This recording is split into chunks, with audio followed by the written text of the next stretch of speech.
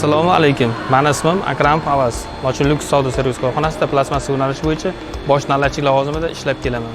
Men bugun sizlarga termoplastaftomat stanogimizga press formani qanday qilib o'rnatish haqida ko'rsatmalar berib o'taman. Demak, birinchi termoplastaftomat stanogimizga qolipimizni o'rnatishdan oldin korroziyaga qarshi spreymizdan foydalanamiz. Ikkinchi, press formamizni termoplastaftomat stanogimizga o'rnatishdan oldin yuklama qolipni markazdan ko'tarilayotganligiga ishonch hosil qilishimiz lozim. Uchinchisi, press formamizni termoplastaftomat stanogimizga prijim bilan mahkamlab qotirib olamiz.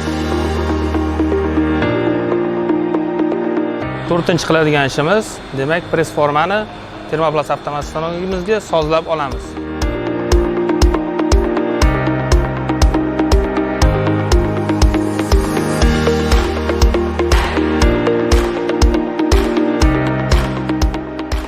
Demak, oxirgi bosqichimizda press formani parametrlarini stanogimizda moslab olamiz.